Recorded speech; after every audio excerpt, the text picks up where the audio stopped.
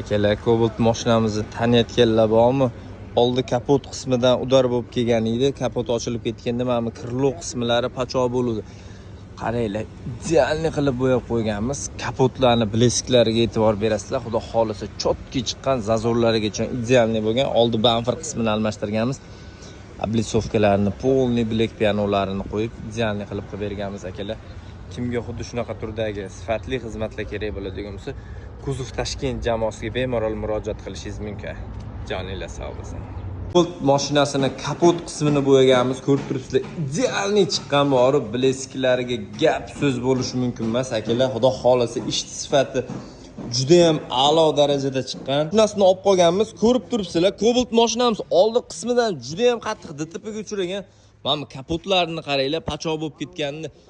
Ikkita krilo qismi pachoq bo'lgan. Qaranglar, mana bu mashinamizni akamiz kapot qismini ochgan, yopayotganda yaxshilab yopmagan ekan. Yo'lda yurib ketayotganda kapot qismimiz ochilgan, laboylarigacha sindirib tashlagan.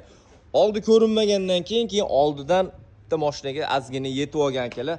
Mana shunaqa holatlar kapotingizni ochganingizdan keyin yopilganligiga ishonch hosil qilgandan keyin oldiga yurishlikda maslahat beramiz. Mabodo kapotingiz yaxshi yopilmagan bo'lsa, zamoga ikkita iladi, bu bitta ilgan, ikkinchisini ilmagan. Ikkinchisini ilmagandan keyin ko'rib turibsizlar, mana shunaqa holat bo'lishi mumkin. Akalar, Xudo asrasin bunaqa holatdan. O'zingizlarni ehtiyot qilinglar akalar. Joninglar sog' bo'lsin.